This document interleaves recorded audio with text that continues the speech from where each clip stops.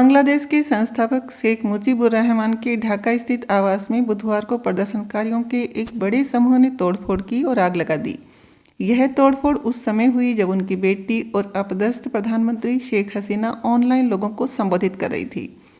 प्रत्यक्षदर्शियों ने बताया कि राजधानी के धान मंडी इलाके में स्थित घर के सामने हजारों लोग शाम से एकत्र हो गए थे।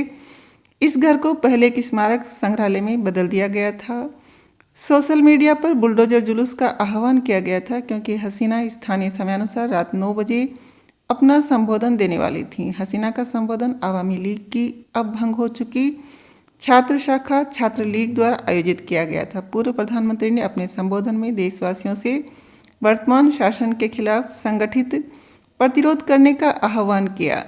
हसीना ने स्पष्ट रूप से नोबेल पुरस्कार विजेता मोहम्मद यूनुस की सरकार की ओर इशारा करते हुए कहा, उनके पास अभी भी इतनी ताकत नहीं है कि राष्ट्रीय ध्वज, संविधान और उस स्वतंत्रता को बुलडोजर से नष्ट कर सके जिसे हमने लाखों शहीदों के जीवन की कीमत पर अर्जित किया है। उन्होंने कहा, वे इमारत को वापस ध्वस्त कर सकते हैं लेकिन इतिहास को नहीं। लेकिन उन्हें यह भी याद रखना चाहिए कि इतिहास अपना बदला लेता है।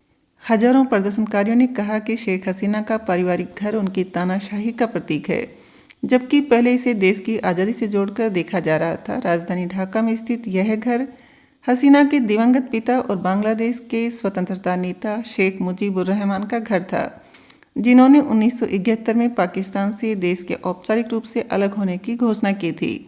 1975 में उनकी हत्या कर दी गई थी। बाद में हसीना ने इस घर को संग्रहालय में बदल दिया था। शेख हसीना की पार्टी अवामी लीग अपने सदस्यों और हसीना के अन्य समर्थकों पर हमलों के आरोपों के बीच समर्थन हासिल करने की कोशिश कर रही है। इसके लिए पार्टी ने 1 महीने तक चलने वाला विरोध प्रदर्शन भी शुरू किया है। इसी विरोध के बीच शेख हसीना ने ऑनलाइन भाषण देना शुरू किया।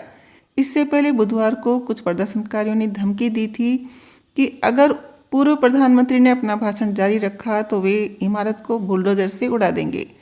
जैसे ही हसीना ने बोलना शुरू किया, प्रदर्शनकारियों ने घर पर धावा बोल दिया और ईंट की दीवारों को तोड़ना शुरू कर दिया। बाद में इमारत को गिराने के लिए क्रेन और एक खुदाई करने वाली मशीन ले आए।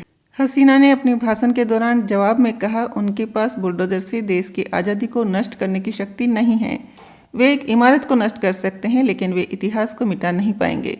हालांकि इमारत को गिराना जारी रहा। उन्होंने बांग्लादेश के लोगों से देश के नए नेताओं का विरोध करने का आह्वान किया और आरोप लगाया कि उन्होंने असंवैधानिक तरीकों से सत्ता हासिल की। छात्र नेता हसनत अब्दुल्ला ने हसीना के भाषण के खिलाफ मीडिया आउटलेट्स को चेतावनी दी थी और फेसबुक पर घोषणा की थी कि आज रात बांग्लादेश को फांसीवाद के तीर्थ स्थल से मुक्त कर दिया जाएगा। कई प्रदर्शनकारियों ने पिछले साल उनके खिलाफ विद्रोह के दौरान सैकड़ों लोगों की मौत के लिए हसीना को फांसी की सजा देने की मांग करते हुए नारे लगाए। हसीना ने संयुक्त राष्ट्र द्वारा मौतों की जांच का आग्रह किया। प्रदर्शनकारियों ने भारत की आलोचना करते हुए नारे भी लगाए। नोबेल शांति पुरस्कार विजेता मोहम्मद यूनुस के नेतृत्व वाली बांग्लादेश की अंतरिम सरकार ने हसीना के प्रत्यर्पण की मांग की है, लेकिन भारत ने कोई जवाब नहीं दिया है। अंतरिम सरकार व्यवस्था बनाए रखने और हसीना के समर्थकों के खिलाफ भीड़ के न्याय को रोकने के लिए संघर्ष कर रही है। बांग्लादेश की अंतरिम सरकार ने पूर्व प्रधानमंत्री पर 2009 में शुरू हुए अपने शासन के दौरान व्यापक भ्रष्टाचार और मानवाधिकारों के हनन का आरोप लगाया है। हसीना की अवामी लीग ने बदले में यूनुस के नेतृत्व वाली सरकार पर मानवाधिकारों का उल्लंघन करने और बांग्लादेश के अल्पसंख्यक समूहों को दबाने का आरोप लगाया है, जिसे अधिकारियों ने नकार दिया है।